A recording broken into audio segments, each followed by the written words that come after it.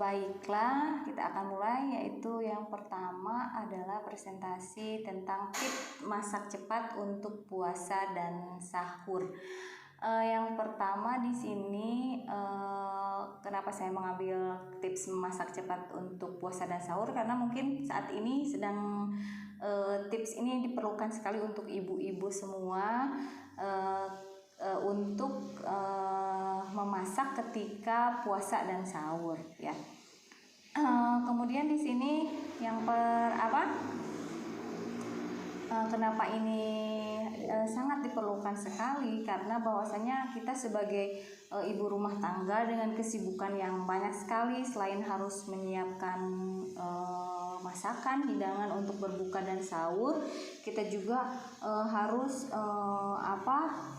karena dengan kesibukan kita. Baiklah, untuk yang pertama yaitu tips memasak cepat. Yang pertama adalah siapkan makanan kering.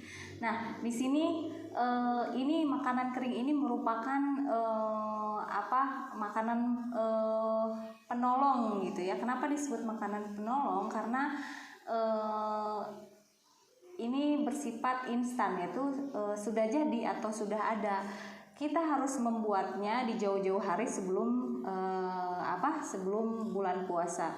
Nah, makanan kering ini sebaiknya selalu ada, karena ini disebut sebagai makanan penolong.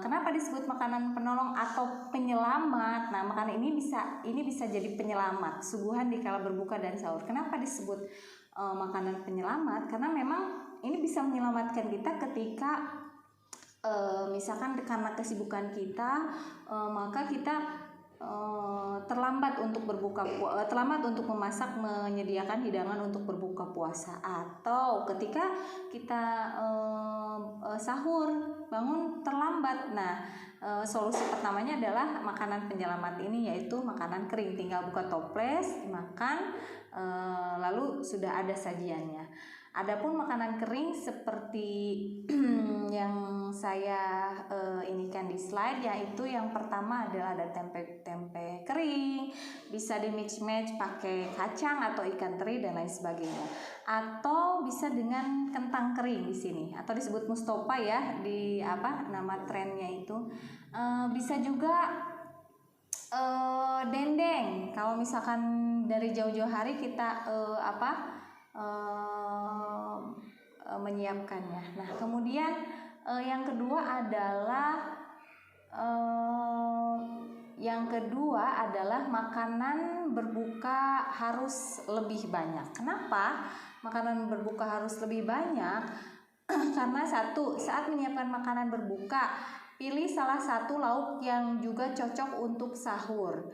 Nah, itu yang harus dibuat dengan jumlah lebih banyak, sehingga kita tinggal menghangatkan saja di saat sahur. Jadi kalau misalkan satu makanan dibuat dalam jumlah yang banyak, kita bisa membagi dua, yang separuhnya untuk berbuka puasa dan separuhnya lagi untuk makan sahur. Nah, jadi karena banyak jadi masakannya, maka bisa kita gunakan lagi di saat kita makan sahur. Kemudian ini juga makanan ini juga supaya kita tidak harus memasak lagi 2 kali gitu ya. Kemudian yang selanjutnya, siapkan bumbu jadi. Nah, bumbu jadi ini bisa juga menjadi penolong untuk kita. Ini bumbu biasanya mom zaman now atau anak gadis atau siapapun yang masak pasti menyiapkan bumbu yang sudah jadi di rumah. Nah, seperti yang ada dalam tayangan dalam slide saya ini ya. Nah, misalkan kita menyediakan penyedap rasa seperti MSG atau dan lain sebagainya di sini, atau bisa herbal yang instan ya, suka oregano ataupun mix herb ya, yang suka dipakai untuk memasak makanan supaya mudah gitu ya, seperti itu. Atau kalaupun tidak, kita bisa menggunakan bawang kemudian dipasak di blender, ya sudah, masukkan di kulkas. Kemudian yang selanjutnya adalah siapkan bahan dari malam. Bahan dari malam itu untuk sahur ada baiknya beberapa langkah memasak sudah disiapkan dari malam. Contoh memotong sayuran. Kalau kita misalkan membuat oseng-osengan seperti oseng kangkung, ya potong dulu lah kangkungnya ketika sore hari. Nah, ketika sahurnya nanti bisa dibuat langsung dimasak saja tanpa harus mengolah lagi sayurannya. Kemudian kalau misalkan kita hendak membuat sup atau soto atau apapun, maka kita buat kaldunya ya. Kita buat kaldunya dulu, kemudian direbus dulu dagingnya. Maka nanti setelah itu bisa dibuat sotonya. Kemudian hidangan manis di sini caranya disiapkan bahan lebih dahulu sejak pagi. Misalnya untuk membuat kolak, bahan-bahannya sudah dalam keadaan terpotong. Gula merah sudah dilarutkan. Nah, nanti bisa langsung dipasak untuk hidangan manisnya, biasanya untuk berbuka puasa atau untuk tajil biasanya ya. Seperti itu. Nah, kita bisa potong-potong, misalkan kolak ubi, kita potong-potong ubinya dulu, masukkan ke dalam kulkas. Baru nanti kita olah pas ketika mau untuk digunakan sebagai takjil seperti itu ya. Jangan lupa gulanya dilarutkan dulu sebelum akan dipakai, sehingga nanti tidak usah menunggu waktu yang lama lagi untuk melarutkan gulanya. Nah, setelah itu Nah, selanjutnya adalah buah ya. Kenapa kita harus selalu jangankan bulan puasa, bulan biasa juga kita hari-hari biasa juga kita harus mengkonsumsi yang namanya buah-buahan. Kenapa kita harus mengkonsumsi buah-buahan di sini?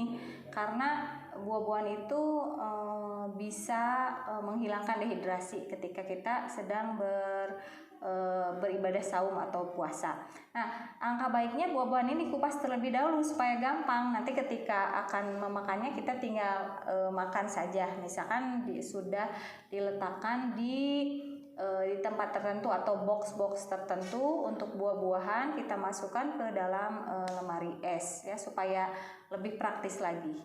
Banyak jenis buah-buahan yang bisa kita makan, tentunya untuk vitamin C, karena mengandung banyak sekali vitamin C di dalamnya ya, sehingga kita harus mengkonsumsi buah-buahan supaya kita tidak mengalami dehidrasi ketika menjalankan ibadah puasa.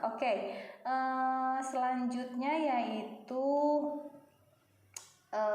memasak sekaligus. Nah, kalau kita punya kompor bertungku banyak, masak beberapa sekaligus bukan masalah besar. Contohnya, kalau kita punya kompor bertungku 2 atau 4, kita bisa memanfaatkannya secara sekaligus. Contoh, di tungku yang satu kita memasak nasi, tungku yang satunya lagi kita bisa menyiapkan lauk pauknya, di tungku yang satunya lagi kita bisa membuat hidangan untuk tajil seperti makanan manis. Jadi kita bisa langsung memasak dalam sekaligus. Bagaimana kalau kita punya kompor yang tungkunya sedikit, satu, tidak jadi masalah, kita juga bisa cepat memasaknya. Contoh, ketika kita menanak nasi. Nah, kalau menanak nasi kan kita bisa merebus air rebusan yang dipakai untuk menanak nasi bisa dipakai untuk merebus olahan-olahan lain seperti yang akan dijadikan kolak misalnya.